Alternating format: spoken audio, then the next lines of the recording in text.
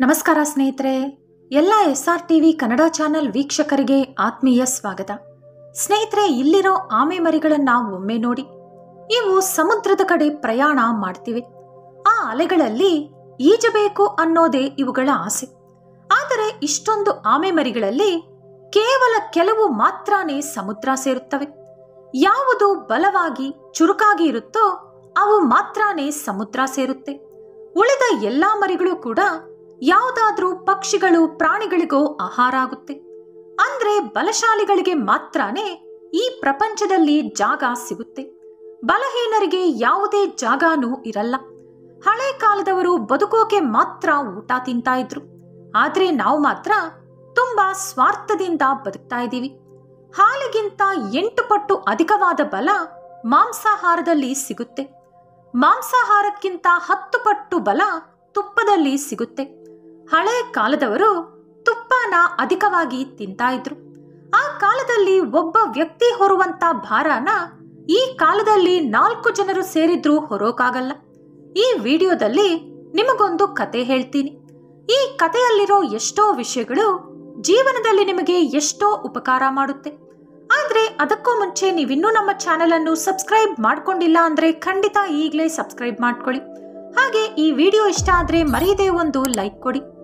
ಸ್ನೇಹಿತರೆ, ಪೂರ್ವ ಕಾಲದಲ್ಲಿ ಒಂದು ರಾಜ್ಯಕ್ಕೆ ಒಬ್ಬ ಪರಾಕ್ರಮಿಯಾದ ರಾಜ ಇದ್ದ. ಆ ರಾಜ್ಯದ ಮೇಲೆ ಯುದ್ಧ ಸಾರಬೇಕಂದ್ರೆ ಉಳಿದ ರಾಜ್ಯದ ರಾಜರು 100 ಬಾರಿ ಯೋಚನೆ ಮಾಡಬೇಕಿತ್ತು.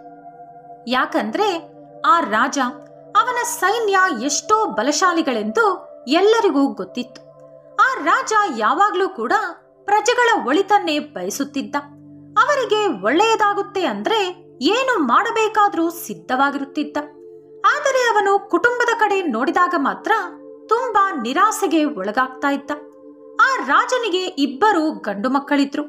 ಮೊದಲನೆಯವನು ತುಂಬಾ ಬಲಶಾಲಿ, ತಂದೆಯಂತೆ ಪರಾಕ್ರಮಿ, ಎಲ್ಲ ಯುದ್ಧ ವಿದ್ಯೆಗಳನ್ನು ಕಲಿತಿದ್ದ, ಒಳ್ಳೆ ನೈಪುಣ್ಯ ಹೊಂದಿದ್ದ, ಯಾವ ವಿಷಯವನ್ನಾದರೂ ಅತಿ ಬೇಗನೆ ಕಲಿತುಕೊಳ್ಳುತ್ತಿದ್ದ. ರಾಜ್ಯದಲ್ಲಿ ಎಲ್ಲರೂ ಕೂಡ ಹಿರಿಯ ಮಗನೇ ಮುಂದಿನ ರಾಜ ಎಂದು ಮಾತನಾಡಿಕೊಳ್ಳುತ್ತಿದ್ದರು. ರಾಜನ ಕಿರಿಯ ಮಗ ಬಲಹೀನವಾದವನು. ಅವನಿಗೆ ಯಾವ ಯುದ್ಧ ವಿದ್ಯೆ ಕೂಡ ಕಲಿಯಲು ಸಾಧ್ಯವಾಗುತ್ತಿರಲಿಲ್ಲ. ಯಾವೊಂದು ವಿಷಯದಲ್ಲೂ ಕೂಡ ಅವನಿಗೆ ನೈಪುಣ್ಯತೆ ಇರಲಿಲ್ಲ. ಕಿರಿಯ ಮಗನ ಬಗ್ಗೆ ಯೋಚನೆ ಬಂದಾಗಲೆಲ್ಲ ರಾಜ ತುಂಬಾ ನಿರಾಸೆಗೆ ಒಳಗಾಗುತ್ತಿದ್ದ. ಅವನ ರಾಜ್ಯ 2 ಮಕ್ಕಳಿಗೂ ಸರಿಸಮಾನವಾಗಿ ಹಂಚಬೇಕು ಎಂಬುದೇ ರಾಜನ ಕೋರಿಕೆಯಾಗಿತ್ತು. ಕಿರಿಯ ಮಗ ಬಲಹೀನನಾಗಿರುವುದು ಅವನ ತಪ್ಪಲ್ಲ ಎಂಬುದು ರಾಜನಿಗೂ ಕೂಡ ಗೊತ್ತಿತ್ತು. ಕಿರಿಯ ಮಗನ ವಿಷಯದಲ್ಲಿ ಕೆಲವು ಜಾಗೃತಿಗಳನ್ನ ತೆಗೆದುಕೊಳ್ಳಬೇಕು. ಆ ರೀತಿ ಮಾಡಿದಾಗ ಮಾತ್ರನೇ ಅವನು ಕೂಡ ಹಿರಿಯ ಮಗನಂತೆ ಪರಾಕ್ರಮಿಯಾಗುತ್ತಾನೆ. ಈ ವಿಷಯವನ್ನು ದೃಷ್ಟಿಯಲ್ಲಿ ಇಟ್ಟುಕೊಂಡು ರಾಜ ಒಂದು ಸಾರಿ ಅವನ ಕಿರಿಯ ಮಗನನ್ನು ಒಂದು ಆಶ್ರಮಕ್ಕೆ ಕರೆದೊಯ್ದ. ಆ ರಾಜ ಎಲ್ಲಿ ವಿದ್ಯೆ ಕಲಿತಿದ್ದನೋ ಅವನ ಗುರುವಿನ ಹತ್ತಿರಾನೇ ಕಿರಿಯ ಮಗನನ್ನು ಕರೆದೊಯ್ದ. ರಾಜ ಗುರುವಿಗೆ ಈ ರೀತಿ ಹೇಳಿದ, ಗುರುಗಳೇ, ನನ್ನ ಕಿರಿಯ ಮಗನೂ ಕೂಡ ನಿಮ್ಮ ಹತ್ತಿರಾನೇ ವಿದ್ಯೆ ಕಲಿಯಬೇಕು ಎಂಬುದೇ ನನ್ನ ಆಸೆ. ಅವನಿಗೆ ಏನೂ ಗೊತ್ತಿಲ್ಲ, ಯಾವುದರಲ್ಲೂ ನೈಪುಣ್ಯತೆ ಇಲ್ಲ. ಆದರೆ ನನ್ನ ಹಿರಿಯ ಮಗ ತುಂಬಾ ಪರಾಕ್ರಮಿ. ಅವನಿಗೆ ಒಬ್ಬಂಟಿಯಾಗಿ ರಾಜ್ಯ ಪಾಲಿಸುವ ಸಾಮರ್ಥ್ಯ ಇದೆ. 2ನೇ ಮಗನ ಬಗ್ಗೆ ಯೋಚನೆ ಮಾಡಿದರೆ ನನಗೆ ತುಂಬಾ ದುಃಖ, ಭಯ ಆಗ್ತಿದೆ. ನನ್ನ 2 ಪುತ್ರರಿಗೂ ಸರಿಸಮಾನವಾಗಿ ಅಧಿಕಾರ ಸಿಗಬೇಕು. ನನಗೆ ಅವರಿಬ್ಬರಲ್ಲಿ ಯಾವುದೇ ಭೇದ ಭಾವ ಇಲ್ಲ. ಇದೆಲ್ಲ ಕೇಳಿದ ಮೇಲೆ ಗುರು ಹೀಗಂದರು, ಮಹಾರಾಜ, ನಿನ್ನ ಕಿರಿಯ ಮಗನ ಸಮಸ್ಯೆ ಏನೆಂದು ನನಗೆ ಅರ್ಥವಾಯಿತು. ನೀನು ಕೆಲವು ದಿನಗಳ ಕಾಲ ಅವನನ್ನು ಇಲ್ಲೇ ಬಿಟ್ಟು ಹೊರಟು ಹೋಗು. ನೀನು ಹಿಂದಿರುಗಿ ಬರುವ ಸಮಯಕ್ಕೆ ನಿನ್ನ ಮಗನಲ್ಲಿ ಬದಲಾವಣೆ ನೀನೇ ನೋಡುತ್ತೀಯ. ಇದು ನಿನ್ನ ಗುರುವಾಗಿ ನಾನು ನಿನಗೆ ಕೊಡುತ್ತಿರುವ ಮಾತು ಎಂದು ಹೇಳಿದರು. ಆ ಗುರುಗಳ ಮೇಲೆ ರಾಜನಿಗೆ ತುಂಬಾ ನಂಬಿಕೆ ಇತ್ತು. ಏಕೆಂದರೆ ಅವನು ವಿದ್ಯೆ ಕಲಿತಿದ್ದು ಕೂಡ ಅವರ ಹತ್ತಿರಾನೆ. ಹಾಗೆ ಅವರಿಗೆ ಎಷ್ಟೋ ಮಹಿಮೆ ಕೂಡ ಇತ್ತು. ನನ್ನ ಮಗನನ್ನು ನೋಡಿದ ಕೂಡಲೇ ಅವನಿಗಿರುವ ಸಮಸ್ಯೆ ಏನೆಂದು ಗುರುಗಳಿಗೆ ಅರ್ಥವಾಯಿತು. ಹಾಗಾಗಿ ಇವರು ಖಂಡಿತ ನನ್ನ ಸಮಸ್ಯೆಗೆ ಪರಿಹಾರ ತರುತ್ತಾರೆ ಎಂದುಕೊಂಡು ಗುರುಗಳ ಮೇಲೆ ನಂಬಿಕೆ ಇಟ್ಟು ಮಗನನ್ನು ಅಲ್ಲೇ ಬಿಟ್ಟು ರಾಜ್ಯಕ್ಕೆ ಹಿಂದಿರುಗಿದ ರಾಜ. ರಾಜನ ಕಿರಿಯ ಮಗ ಅದೇ ಆಶ್ರಮದಲ್ಲಿ ಬದುಕಲು ಶುರು ಮಾಡಿದ. ಹೀಗೆ ತುಂಬಾ ದಿನಗಳು ಕಳೆದು ಹೋಯಿತು. ಗುರು ಸರಿಯಾದ ಸಮಯಕ್ಕಾಗಿ ಕಾಯುತ್ತಿದ್ದರು. ಒಂದು ದಿನ ಆ ಗುರುಗಳು ಶಿಷ್ಯನೊಂದಿಗೆ ಇವತ್ತು ನಾನು ನಿನಗೊಂದು ತೋರಿಸಬೇಕು ಎಂದು ಹೇಳಿ ಅವನ ಕೈ ಹಿಡಿದುಕೊಂಡು ಒಂದು ಬೆಟ್ಟದ ಮೇಲೆ ಕರೆದೊಯ್ದರು. ಅಲ್ಲಿ ಹೋದ ಮೇಲೆ ಇವತ್ತು ನಾನು ನಿನಗೆ ಹೇಳಿಕೊಡುವಂತ ವಿಷಯವನ್ನು ನೀನು ತುಂಬಾ ಜಾಗೃತೆಯಿಂದ ಕಲಿತುಕೊಳ್ಳಬೇಕು. ಯಾಕಂದ್ರೆ ಇವತ್ತು ನೀನು ಕಲಿತುಕೊಳ್ಳಲಿಲ್ಲ ಅಂದ್ರೆ ಜೀವನದಲ್ಲಿ ಯಾವತ್ತೂ ಕೂಡ ಏನೂ ಮಾಡಲು ಸಾಧ್ಯವಾಗದು. ನೀನು ನಿನ್ನ ಅರಮನೆಗೆ ಹಿಂದಿರುಗುವ ಸಮಯ ಕೂಡ ಹತ್ತಿರ ಬಂದಿದೆ. ನೀನು ಈ ಭೂಮಿಯ ಮೇಲೆ ಬರಲು ಕಾರಣವೇನು ಎಂದು ಇವತ್ತು ನಾನು ನಿನಗೆ ಹೇಳುತ್ತೇನೆ. ಒಂದು ಸಾರಿ ತಲೆ ಎತ್ತಿ ಮೇಲೆ ನೋಡು ಅಂದರು. ಅವನು ಅದೇ ರೀತಿ ತಲೆ ಎತ್ತಿ ಮೇಲೆ ನೋಡಿದ. ಒಂದು ಪಕ್ಷಿ ಕಾಣಿಸಿತು. ಅದು ಅದರ ಮಕ್ಕಳನ್ನು 2 ಕಾಲುಗಳಿಂದ ಹಿಡಿದುಕೊಂಡಿತ್ತು. ಆ ಪಕ್ಷಿ ತುಂಬಾ ಎತ್ತರದಲ್ಲಿ ಹಾರುತ್ತಿತ್ತು. ಆಗಸದಲ್ಲಿರುವ ಮೋಡಗಳನ್ನು ದಾಟಿ ಮೇಲೆ ಹಾರುತ್ತಿತ್ತು. ಅಷ್ಟು ಎತ್ತರಕ್ಕೆ ಹಾರಿದ ಮೇಲೆ ಅದರ ಮಕ್ಕಳನ್ನು ಬಿಟ್ಟು ಬಿಟ್ಟಿತು. ಗುರು ಶಿಷ್ಯರಿಬ್ಬರು ಅಲ್ಲಿ ನಡೆಯುತ್ತಿರುವುದೆಲ್ಲ ತುಂಬಾ ಜಾಗೃತೆಯಿಂದ ನೋಡುತ್ತಿದ್ದರು. ಆ ಪಕ್ಷಿ ಅದರ ಮರಿಗಳನ್ನು ಬಿಟ್ಟಿದ ಕೂಡಲೇ ಅವು ವೇಗವಾಗಿ ಕೆಳಗೆ ಬೀಳುತ್ತಿವೆ. ಅವು ಕೆಳಗೆ ಬೀಳಲು ಹತ್ತಿರವಾಗುತ್ತಿರುವಂತೆ ಜೋರಾಗಿ ರೆಕ್ಕೆಗಳನ್ನು ಬಡಿಯಲು ಶುರು ಮಾಡಿದವು. ಆದರೆ ಅವುಗಳ ರೆಕ್ಕೆಗಳಿಗೆ ಇನ್ನೂ ಅಷ್ಟೊಂದು ಶಕ್ತಿ ಬಂದಿರಲಿಲ್ಲ. ಇನ್ನೇನು ಕೆಳಗೆ ಬೀಳಬೇಕು ಅನ್ನುವ ಸಮಯದಲ್ಲಿ ಅದರ ತಾಯಿ ವೇಗವಾಗಿ ಬಂದು ಅವುಗಳನ್ನ ಹಿಡಿದುಕೊಂಡಿತು. ಮತ್ತೆ ಆ ತಾಯಿ ಪಕ್ಷಿ ಆ ಮರಿಗಳನ್ನ ಆಗಸಕ್ಕೆ ಕರೆದೊಯ್ದು ಅಲ್ಲಿಂದ ಮತ್ತೆ ಕೆಳಗೆ ಬಿಟ್ಟು ಬಿಟ್ಟಿತು. ಅದನ್ನು ನೋಡಿದ ಗುರು ಶಿಷ್ಯನ ಕೈ ಹಿಡಿದುಕೊಂಡು ಒಂದು ಮರದ ಹತ್ತಿರ ಕರೆದೊಯ್ದ. ಅಲ್ಲಿ ಒಂದು ಪಕ್ಷಿಯ ಗೂಡನ್ನು ಶಿಷ್ಯನಿಗೆ ತೋರಿಸುತ್ತಾ, ಆ ಗೂಡನ್ನು ಜಾಗೃತೆಯಿಂದ ನೋಡು. ಆ ಗೂಡಿನ ಒಳಗಡೆಯೇ ಪಕ್ಷಿ ಮರಿಗಳು ವಾಸವಿರುತ್ತವೆ. ಅದೇ ರೀತಿ ಈ ಮರವನ್ನು ಕೂಡ ಜಾಗೃತೆಯಿಂದ ಗಮನಿಸು. ಈ ಮರದ ಮೇಲೆ ತುಂಬಾ ಹೂವುಗಳಿದೆ. ಆದರೆ ಈ ಗೂಡಿನ ಒಳಗಡೆ ಮಾತ್ರ ಒಂದು ಹೂವ ಕೂಡ ಇಲ್ಲ. ಆ ಪಕ್ಷಿ ಮನಸ್ಸು ಮಾಡಿದ್ದರೆ ಅದರ ಮರಿಗಳನ್ನು ಸೌಕರ್ಯವಾಗಿ ಹೂಗಳ ಮೇಲೆ ಮಲಗಿಸಬಹುದಿತ್ತು. ಆದರೆ ಆ ಪಕ್ಷಿ ಆ ರೀತಿ ಮಾಡುವುದಿಲ್ಲ. ಏಕೆಂದರೆ ಹೂಗಳ ಮೇಲೆ ಮಲಗಿದರೆ ಕೇವಲ ಕೈಲಾಗದ ಪಕ್ಷಿ ಮರಿಗಳಾಗಿ ಮಾತ್ರವೇ ಅವು ಉಳಿಯುತ್ತವೆ. ಅದೇ ಕಠಿಣವಾಗಿ ಬೆಳೆದರೆ ಎಂತಹ ಕಷ್ಟ ಬಂದರೂ ನಿಭಾಯಿಸುವ ಸಮರ್ಥತೆಯುಳ್ಳ ಪಕ್ಷಿಯಾಗಿ ಬೆಳೆಯುತ್ತವೆ. ನೀನು ಕೂಡ ಒಬ್ಬ ರಾಜನ ಮಗ. ಹಾಗಂತ ಯಾವಾಗಲೂ ನೀನು ಹೂವಿನ ಹಾಸಿಗೆ ಮೇಲೆ ಇರಬಾರದು. ನೀನು ಕೂಡ ಕಷ್ಟಗಳನ್ನು ಅನುಭವಿಸಬೇಕು. ಅನುಭವದಿಂದ ಹೊಸ ವಿಷಯಗಳನ್ನು ಕಲಿತುಕೊಳ್ಳಬೇಕು. ಆ ರೀತಿ ನಿನ್ನನ್ನು ನೀನೇ ಸಮರ್ಥವಂತನಾಗಿ ಬದಲಾಯಿಸಿಕೊಳ್ಳಬೇಕು. ಇದೇ ಕೆಲಸವನ್ನೇ ಆ ಪಕ್ಷಿ ಕೂಡ ಮಾಡುತ್ತಿದೆ. ಅದರ ಮಕ್ಕಳಿಗೆ ಹಾರುವುದನ್ನು ಕಲಿಸಿಕೊಡುತ್ತಿದೆ. ಪದೇ ಪದೇ ಅದರ ಮರಿಗಳನ್ನು ಆಗಸಕ್ಕೆ ಕರೆದೋಗಿ ಅಲ್ಲಿಂದ ಬಿಡುತ್ತಿದೆ. ಅಷ್ಟೊಂದು ಕಠಿಣವಾಗಿ ಅದು ನಡೆದುಕೊಂಡಾಗ ಮಾತ್ರವೇ ಮರಿಗಳು ಹಾರುವುದು ಕಲಿತುಕೊಳ್ಳುತ್ತವೆ ಎಂದು ಆ ಪಕ್ಷಿಗೆ ಚೆನ್ನಾಗಿ ಗೊತ್ತು.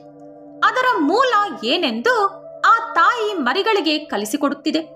ಸಮರ್ಥವಾಗಿ ಇದ್ದಾಗ ಮಾತ್ರವೇ ಅದರ ಮರಿಗಳು ಈ ಪ್ರಪಂಚದಲ್ಲಿ ಬದುಕಲು ಸಾಧ್ಯವಾಗುತ್ತದೆ ಎಂದು ಆ ತಾಯಿ ಪಕ್ಷಿಗೆ ಗೊತ್ತು. ನೀನೊಬ್ಬ ರಾಜನ ಮಗ. ನೀನು ಸಮರ್ಥವಂತನಾಗಿ ಬದಲಾಗದಿದ್ದರೆ ಒಂದಲ್ಲ ಒಂದು ದಿನ ನೀನು ಶತ್ರುಗಳಿಂದ ಕೊಲ್ಲಲ್ಪಡುತ್ತೀಯ. ಗುರುಗಳ ಈ ಮಾತುಗಳನ್ನು ಕೇಳಿ ಶಿಷ್ಯ ಎಷ್ಟೋ ವಿಷಯಗಳನ್ನ ಅರ್ಥ ಮಾಡಿಕೊಂಡ. ಕೊನೆಗೆ ಶಿಷ್ಯ ಗುರುವಿಗೆ ಈ ರೀತಿ ಹೇಳಿದ, ಗುರುದೇವ, ನಾನು ತುಂಬಾ ವಿಷಯಗಳು ಕಲಿತುಕೊಂಡೆ. ನಾನೊಬ್ಬ ರಾಜನ ಮಗ ಎಂದು ನನಗೆ ಗೊತ್ತು. ನಾನು ಈಗಿರುವ ರೀತಿಯಲ್ಲಿ ಬದುಕಲಾರೆ. ಅವನ ಮಾತನ್ನು ಕೇಳಿದ ಗುರು ಆ ಶಿಷ್ಯನನ್ನ ಆಶ್ರಮಕ್ಕೆ ಕರೆದೋದರು. ನಾನು ನಿನಗೆ ಕೆಲವು ವಿಷಯಗಳನ್ನ ಹೇಳಿಕೊಡುತ್ತೇನೆ. ಅವುಗಳನ್ನ ನೀನು ಜೀವನ ಪರ್ಯಂತ ನೆನಪಿಟ್ಟುಕೊಳ್ಳಬೇಕು. ಆ ಪಕ್ಷಿಯಿಂದ ನೀನು ಎಷ್ಟೋ ವಿಷಯಗಳನ್ನ ಕಲಿತುಕೊಂಡಿದ್ದೀಯ. ಆದರೆ ಆ ಪಕ್ಷಿ ಮರಿಗಳು ನಿನ್ನಂತೆ ಜ್ಞಾನವನ್ನು ಪಡೆಯಲು ಸಾಧ್ಯವಾಗದು. ಕಾರಣ ನೀನೊಬ್ಬ ಮನುಷ್ಯ. ಮನುಷ್ಯನಂತೆಯೇ ನೀನು ನಿನ್ನ ದೇಹವನ್ನು ಬದಲಾಯಿಸಿಕೊಳ್ಳಬೇಕು. ಇವತ್ತು ನಾನು ಹೇಳಿಕೊಡುತ್ತಿರುವ ವಿಷಯಗಳನ್ನು ಮನೆಗೋದ ಮೇಲೂ ಕೂಡ ನೀನು ತಪ್ಪದೆ ಆಚರಿಸಬೇಕು. ಆಗಲೇ ನೀನು ನಿಜವಾದ ಯುವರಾಜನಂತೆ ಬದಲಾಗುತ್ತೀಯ. ನಿನ್ನ ದೇಹವನ್ನು ಸ್ವಚ್ಛವಾಗಿ ಇರಿಸಿಕೊಳ್ಳುತ್ತೀಯ. ಏಕೆಂದರೆ ಒಬ್ಬ ರಾಜ ಯಾವಾಗಲೂ ಅಸ್ವಸ್ಥತೆಯಿಂದ ಇರಬಾರದು. ಹಾಗಾಗಿ ಈ ಮಾತುಗಳನ್ನು ನೀನು ಯಾವಾಗಲೂ ನೆನಪಿಟ್ಟುಕೊಳ್ಳಬೇಕು. ಮೊದಲನೇ ವಿಷಯ ಏನೆಂದರೆ, ಪ್ರತಿದಿನ ಬೆಳಿಗ್ಗೆ ಬೇಗನೆ ನೀನು ನಿದ್ರೆಯಿಂದ ಏಳಬೇಕು. ನೀನು ಮನುಷ್ಯನಾಗಿರುವುದರಿಂದ 6 ರಿಂದ 8 ಗಂಟೆಗಳ ಕಾಲ ನಿದ್ದೆ ಮಾಡಿದರೆ ನಿನ್ನ ದೇಹಕ್ಕೆ ಸರಿಹೋಗುತ್ತದೆ. ಅದಕ್ಕಿಂತ ಹೆಚ್ಚಿನ ಸಮಯ ಯಾವಾಗಲೂ ಮಲಗಬಾರದು. ಎದ್ದ ನಂತರ ನಿನ್ನ ಕಾಲಕೃತಿಗಳನ್ನು ಮುಗಿಸಿಕೊಂಡು ಯೋಗ ಹಾಗೂ ಪ್ರಾಣಾಯಾಮ ಮಾಡಬೇಕು. ನಿನ್ನ ದೇಹವನ್ನು ನೀನು ಎಷ್ಟು ಸ್ವಚ್ಛವಾಗಿ ಇಟ್ಟುಕೊಳ್ಳುತ್ತೀಯೋ ಒಳಗಿರುವ ನಿನ್ನ ಮನಸ್ಸನ್ನು ಕೂಡ ಅಷ್ಟೇ ಸ್ವಚ್ಛವಾಗಿ ಇಟ್ಟುಕೊಳ್ಳಬೇಕು. ನಿನ್ನ ಮಾನಸಿಕ ಶಕ್ತಿಯನ್ನು ಹೆಚ್ಚಿಸಿಕೊಳ್ಳಬೇಕು. ಮಾನಸಿಕ ಶಕ್ತಿ ಅನ್ನೋದು ನಿನಗೆ ಧ್ಯಾನ ಮಾಡುವುದರಿಂದ ಲಭಿಸುತ್ತದೆ. ನಿನಗೆ ಸಮಯ ಸಿಕ್ಕಾಗಲೆಲ್ಲ ಧ್ಯಾನ ಮಾಡು. ಈ ರೀತಿ ಮಾಡಿದಾಗ ಮಾತ್ರವೇ ನೀನು ಬಲಶಾಲಿಯಾಗಿ ಬದಲಾಗುತ್ತೀಯ. ಒಂದು ದಿನ 10 ನಿಮಿಷ ಆಲಸ್ಯವಾಗಿ ನಿದ್ದೆಯಿಂದ ಎದ್ದರೆ ಚಾಟಿಯಿಂದ 1 ಏಟು ನೀನು ತಿನ್ನಬೇಕು. ಪ್ರತಿ 10 ನಿಮಿಷ ಆಲಸ್ಯ ಮಾಡಿದಾಗಲೆಲ್ಲ ಚಾಟಿಯಿಂದ ಅಷ್ಟು ಏಟುಗಳು ತಿನ್ನುತ್ತಿರಬೇಕು. ಇದನ್ನು ನೀನು ಅನುಸರಿಸಿದರೆ ಕೇವಲ 2 ದಿನದಲ್ಲಿ ಆಲಸ್ಯವಾಗಿ ನಿದ್ದೆಯಿಂದ ಏಳುವುದು ನೀನು ಪೂರ್ತಿಯಾಗಿ ನಿಲ್ಲಿಸಿಬಿಡುತ್ತೀಯ. 2ನೇ ವಿಷಯ, ಪ್ರತಿದಿನ ಒಳ್ಳೆಯ ಆಹಾರ ಮಾತ್ರ ತಿನ್ನಬೇಕು. ಅನಾರೋಗ್ಯ ಉಂಟು ಮಾಡುವ ಯಾವುದೇ ಪದಾರ್ಥ ನೀನು ತಿನ್ನಬಾರದು. ಹಣ್ಣು, ತರಕಾರಿ, ಸೊಪ್ಪು, ಹಾಲು, ತುಪ್ಪ ಮುಂತಾದ ಒಳ್ಳೆ ಆಹಾರ ಮಾತ್ರವೇ ತಿನ್ನಬೇಕು. ಮುಖ್ಯವಾಗಿ ಪ್ರಕೃತಿಯಲ್ಲಿ ಸಿಗುವ ಆಹಾರ ಹೆಚ್ಚಾಗಿ ತಿನ್ನಬೇಕು. ಅತಿಯಾಗಿ ಮಾಂಸಾಹಾರ ತಿನ್ನಬಾರದು. ನಿನ್ನ ಮನಸ್ಸಿನಲ್ಲಿ ನೋವು, ಸಮಸ್ಯೆಗಳು, ನಿನ್ನ ಮನಸ್ಸನ್ನು ಯೋಚನೆಗೆ ಗುರಿಯಾಗಿಸುವ ಯಾವುದೇ ವಿಷಯ ಇದ್ದರೂ ಕೂಡ ಅದನ್ನು ನೀನು ಕೂಡಲೇ ನಿನ್ನ ಕುಟುಂಬದೊಂದಿಗೆ ಹಂಚಿಕೊಳ್ಳಬೇಕು. ನಿನ್ನನ್ನು ಕೊರಗುವಂತೆ ಮಾಡುವ ಯಾವುದೇ ವಿಷಯ ನೀನು ಮನಸ್ಸಿನಲ್ಲಿ ಬಚ್ಚಿಟ್ಟುಕೊಳ್ಳಬಾರದು. ಮಾನಸಿಕವಾಗಿ ನೆಮ್ಮದಿ ಇಲ್ಲದಿರುವುದೇ ಬಲಹೀನತೆಗೆ ಮುಖ್ಯ ಕಾರಣ. ಯಾವಾಗಲೂ ಸಕಾರಾತ್ಮಕವಾಗಿ ಯೋಚಿಸು. ನಕಾರಾತ್ಮಕ ವಿಚಾರಗಳನ್ನು ಮನಸ್ಸಿನೊಳಗೆ ಬರಲು ಅವಕಾಶ ಕೊಡಬೇಡ. ಎಲ್ಲರ ಜೀವನದಲ್ಲೂ ಕಷ್ಟ ಸುಖ ಇದ್ದೇ ಇರುತ್ತೆ. ಒಳ್ಳೆಯದು ಕೆಟ್ಟದ್ದು ಎಲ್ಲರ ಜೀವನದಲ್ಲೂ ನಡೆಯುತ್ತೆ. ಸುಖ ದುಃಖ ಬಂದು ಹೋಗುತ್ತಿರುತ್ತೆ. ಜೀವನದಲ್ಲಿ ಎಷ್ಟೇ ಕಷ್ಟ ದುಃಖ ಬಂದರೂ ಕೂಡ ಚೆನ್ನಾಗಿ ಯೋಚಿಸು. ಯಾವಾಗಲೂ ನಗುತ್ತಿರು. ನಿನ್ನ ಮನಸ್ಸಿನಲ್ಲಿ ಎಷ್ಟೇ ನೋವಿದ್ದರೂ ಅದು ಮುಖದಲ್ಲಿ ಕಾಣಿಸಬಾರದು. ಏಕೆಂದರೆ ನೀನೊಬ್ಬ ಯುವರಾಜ, ಮುಂದೆ ರಾಜನಾಗುವವನು. ರಾಜ ಯಾವಾಗಲೂ ಕೂಡ ಅವನ ಬಲಹೀನತೆಯನ್ನು ಮುಖದಲ್ಲಿ ತೋರಿಸಬಾರದು. ಹಾಗೆ ಯಾವಾಗಲೂ ನೀನು ದಾನ ಧರ್ಮ ಪುಣ್ಯ ಕಾರ್ಯಗಳನ್ನು ಮಾಡುತ್ತಿರು. ಆ ವಿಷಯದಲ್ಲಿ ಹಿಂದೆಜ್ಜೆ ಹಾಕಬೇಡ. ಏಕೆಂದರೆ ದಾನ ಮಾಡುವುದರಿಂದ ನಿಜವಾದ ಸಂತೋಷ ಸಿಗುತ್ತೆ. ಅದರಿಂದ ಮನಸ್ಸು ಹಾಗೂ ದೇಹ ಎರಡೂ ಕೂಡ ದೃಢವಾಗಿ ತಯಾರಾಗುತ್ತೆ.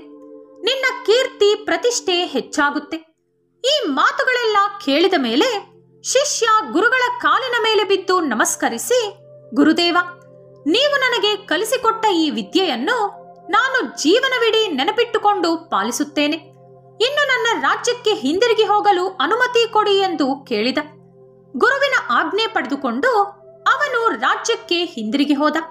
ಈ ವಿಡಿಯೋ ನಿಮಗೆ ಇಷ್ಟ ಆದರೆ ಲೈಕ್ ಮಾಡಿ, ಶೇರ್ ಮಾಡಿ. ಇಂತಹ ಹೆಚ್ಚಿನ ಆಸಕ್ತಿಕರ ಕಥೆಗಳಿಗಾಗಿ ತಪ್ಪದೇ ನಮ್ಮ ಚಾನೆಲ್ ಅನ್ನು ಸಬ್ಸ್ಕ್ರೈಬ್ ಮಾಡ್ಕೊಳ್ಳಿ. ನಾಳೆ ಮತ್ತೊಂದು ವಿಡಿಯೋದೊಂದಿಗೆ ಪುನಃ ಭೇಟಿಯಾಗೋಣ. ಧನ್ಯವಾದಗಳು.